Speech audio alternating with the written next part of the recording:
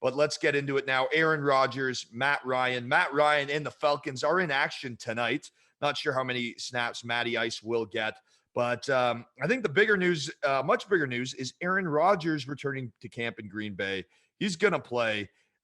Through drills that we've seen on Instagram, at least that I've seen, he's looked so sharp and he's looked so calm. And he looks like he's going to take care of business. But one thing that I have to note, that was an insane year. 48 touchdowns, just under 4,300 passing yards, 4,299. Like, what a season.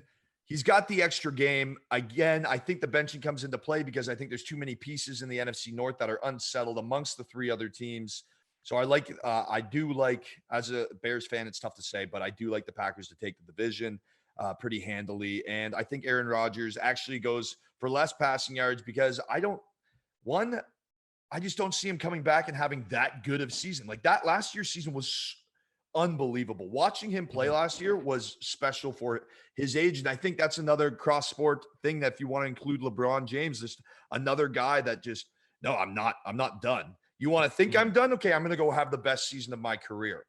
Now, that was last season. And this season, obviously, I don't think it was so much. They didn't draft Jordan Love. They were chasing him to come back, a much more comfortable situation. I don't think Rodgers has anything to prove coming into this season. And I think Green Bay should win pretty handily. I think he'll need to play 16 games. And if an injury does occur, he's not going to be in any rush to get back on the field. So I really like he doesn't want to be a Packer. He said it. He doesn't like what's going on in Green Bay. It's hard for me to get myself there when Aaron Rodgers doesn't even seem to want to get himself there. I think he's going to play for himself. So yes, 4,000 yards, of course. But to get the more on Monkey Knife Fight, that's going to be a tough sell for me. Nick, or Wisconsin's very own Nick Whalen, how do you see it? Well, he's only gone over that total in, I think, 2 of the last 8 seasons. So, I mean, odds are even when he has an MVP caliber year, he won the MVP last year and went under 4,400 yards. So I think you're spot on there. I would go less than on that total. There's, again, when you're talking about elite quarterbacks, there's a chance that he's only playing 16 games. Rodgers is also, I think, more injury prone than both Brady and Mahomes have proven to be. He's played all 16 the last 3 years, but prior to that, he'd been banged up, collarbone injuries. He's played through some injuries that have limited him over the years. And at the end of the day, the Packers really want to be a running team. They want to be one of those teams that is establishing the run and then weaponizing the pass when they have to. I think they got away from that more than they wanted to last year. And like I said, a lot of the touchdowns that Rodgers was racking up week to week were, it's first and goal from the 2-yard line, and you're just going to do a quick pass to Devontae, and you have somebody blocking, and he walks in. Most teams just run that ball in. It did feel like they were going out of their way to get him touchdowns. I don't have a problem with that as someone who plays Madden on pro and then just turns all the sliders up and tries to win 1,000-0. I'm all on board with that. See if you can get him 100 touchdowns. Why not?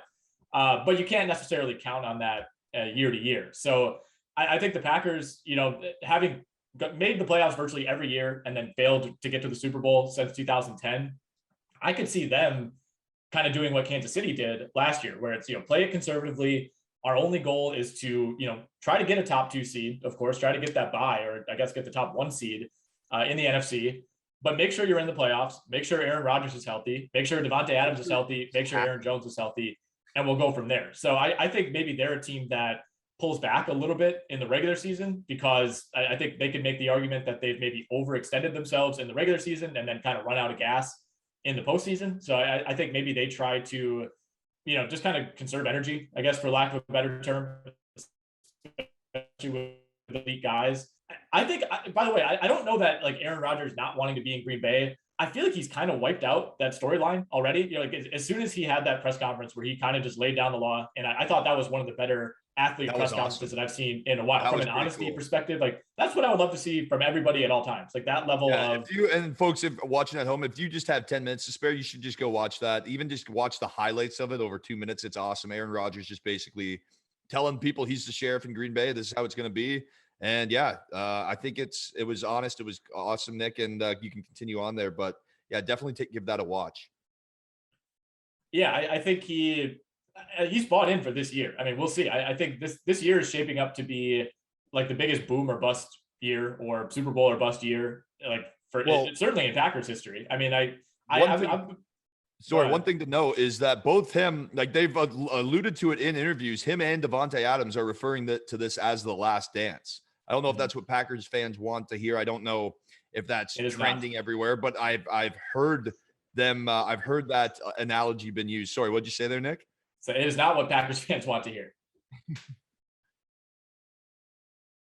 Okay, the whole point of The Last Dance and everything that came with that is I don't think people knew, like, while it was happening, that it was The Last Dance, and there was a documentary made 20 years later about it. Yeah, but I mean, well, the difference it's just ironic and funny that's what they're calling it. When Aaron Rodgers posts it on his Instagram story, and then 10 minutes later, Davante Adams posts the same thing. It's kind of funny when QB1, wide receiver one are doing their thing. You know? Yeah, I mean, chances are those guys are good content. Yeah, if you're playing the odds, both those guys are probably not on the Packers next year, but they're setting it up to be like, for one, they're putting a ton of pressure on themselves for really no reason. Like, you can think that internally, like, this is my last year. You don't have to basically tell everybody like, hey, if this goes badly, I'm out of here. But they're setting it up to be Super Bowl or bust. And if they win the Super Bowl, I think that everything changes and they probably come back. And this is just like a really weird time in history where we say, like, remember when Rodgers was off the grid, like cliff diving with Miles Teller for that summer, and then came back and led him to the Super Bowl. Like, that's it's funny because that's not even a random analogy. It's funny because that's exactly what happened. That's exactly what he did.